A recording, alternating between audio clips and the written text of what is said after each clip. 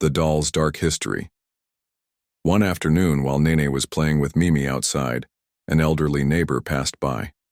She stopped and stared at the doll with a look of unease. "Where did you get that doll, child?" the old woman asked, her voice trembling. "I found her on the side of the road," Nene replied cheerfully. The old woman's face turned pale. "That doll?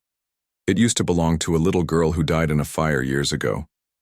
People say her soul is trapped inside that doll. You should get rid of it." Confused and a little scared, Nene told her mother about the old woman's warning. But her mother dismissed it as nothing more than a scary village story. "It's just gossip, sweetheart. Don't let it scare you," her mother said, brushing off the idea. But that night, the strange events escalated. The fear grows. Late that night, Nene woke up to a heavy weight pressing down on her chest. It was hard to breathe, and she struggled to sit up. When she opened her eyes, she froze. Mimi was sitting on her chest, her dark eyes staring directly into Nene's. For a moment it seemed like the doll's eyes moved, shifting to follow her gaze. Terrified, Nene screamed, waking her parents. They rushed into her room and found her crying, clutching Mimi in her arms. "What happened, Nene?" her mother asked, worried. Nene couldn't find the words to explain. All she could do was point at the doll. Her parents decided to throw the doll away. They placed it in a sack and took it to a distant dumpster in another part of the village.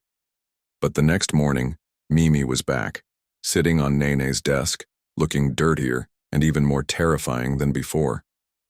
"Mom, I'm scared," Nene said, tears streaming down her face. Seeking help desperate, Nene's parents sought the help of Mang Chelso, a local healer known for dealing with spirits. Mang Chelso examined the doll and confirmed the old woman's story. "This doll is bound to a restless soul. It will never leave unless it is freed," he said. "How do we free it?" Nene's mother asked, clutching her daughter tightly. Mang Chelso explained that the doll needed to be returned to the place where it was found. Only then could the spirit find peace. The final confrontation. That evening, Nene and her parents brought Mimi back to the roadside where she had found it. The air was cold, and the silence was deafening. As Nene placed the doll on the ground, she heard a soft voice whisper, "Don't leave me, Nene."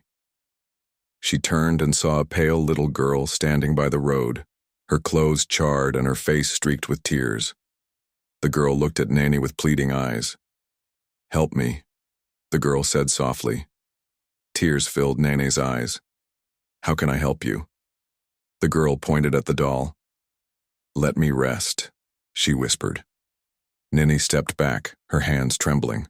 Her parents urged her to move away as the spirit of the girl seemed to merge with the doll.